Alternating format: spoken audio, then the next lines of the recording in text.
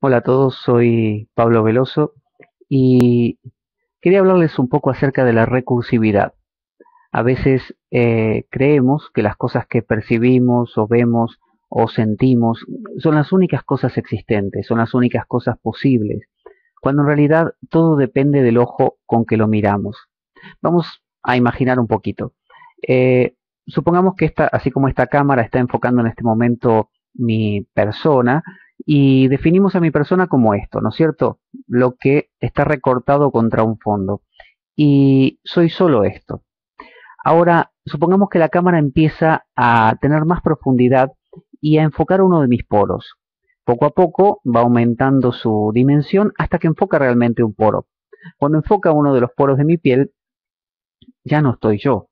Es decir, ya no se ve al Pablo convencional. Ahora se ve otra cosa. ¿Qué es esa cosa? Bueno, se ve una cavidad muy grande y quizás dentro de esa cavidad ácaros, pequeños insectos que se alimentan del tejido cutáneo, ¿no es cierto? Y que obviamente contribuyen con la vida de este organismo. Si no, este organismo quizás se estancaría, se complicaría y moriría sin ese y otros insectos o bacterias como las del intestino, por ejemplo, ¿no es cierto? Así que supongamos que estamos viendo ese poro y vemos ese insecto y decimos, bueno, eso es lo más pequeño que hay. Hemos llegado, no hay más que eso.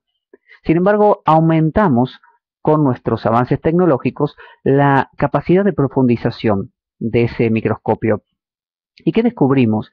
Bueno, descubrimos que en ese ácaro, en ese pequeño insecto, a su vez hay otro pequeño insecto en el poro de ese insecto alimentándose de trazas de él.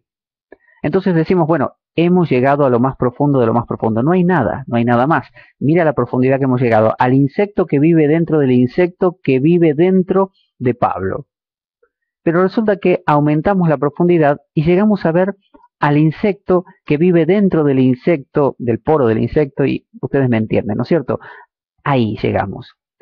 Esto implica que si sigo aumentando, exponencialmente puedo llegar al infinito, o sea, no llego a ninguna parte, siempre sigo descubriendo más. Y supongamos que hago lo contrario. Ahora, digamos que la cámara se sale de toda esa profundización que hizo y regresa aquí, a mi persona, ¿no? A este contorno. Pero resulta que ahora empieza a alejarse y ya no van a ver esta forma, van a ver una manchita eh, parda, negra o lo que sea, ¿no es cierto? Junto con otras manchas que son otros seres humanos. Y van a decir, bueno, vemos un conjunto de cosas.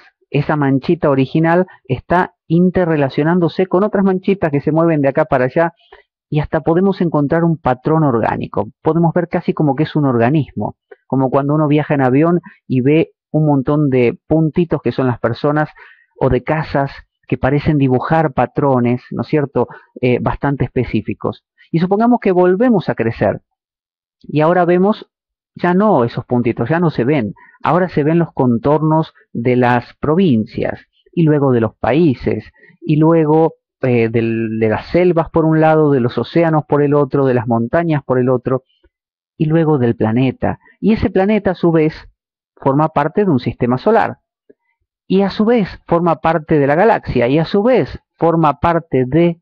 Y siempre a medida que aumento la capacidad de mi telescopio o disminuyo o aumento, digamos, la capacidad de mi microscopio, o sea, avanzo en cualquiera de las direcciones, siempre hay más.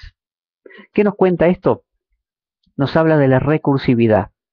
Por empezar, que siempre vamos a ver, por más profundo que vaya el microscopio o el telescopio, por más lejos que vaya, siempre vamos a ver lo único que podemos ver. O sea, no vamos a ver más del ultravioleta o del infrarrojo, no vamos a oír sonidos mayores A o menores a menos que inventemos, como hemos hecho, elementos que nos permiten oír más allá de nuestra capacidad a través de lo electrónico, pero la limitación va a estar en ese instrumento. Y cuando haya otro instrumento, el mundo crecerá en función de ese instrumento, pero es un instrumento creado en función de lo que el ser humano puede percibir, porque no podemos imaginar lo que no somos. Entonces imaginamos solo en función de nosotros. Es decir, creamos la posibilidad de descubrir en función de lo que ya sabemos. Si yo creo un martillo, nace de una mano. Y así. No puedo crear una herramienta que nazca de algo que no existe, porque no tengo manera de concebirla. El invento siempre parte de a dónde quiero llegar y luego como hacer una especie de camino hacia atrás. Así que, ¿qué soy?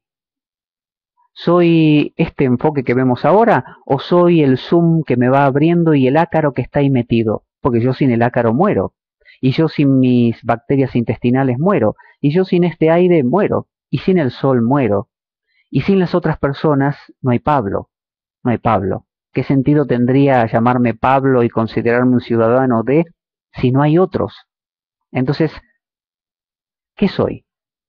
Finalmente descubrimos que somos como seres humanos y que además los conceptos como amor, libertad, odio, no sé, heroísmo, todo eso, incluido el ser humano, se define donde uno le quiere poner el límite, simplemente así. Yo digo, bueno, esto es Pablo. Y alguien diría, hilando más fino, sí, sí, pero el ácaro ese que tienes ahí también eres. Sí, pero es muy complicado decirlo así. Así que me quedo con que esto es Pablo nada más.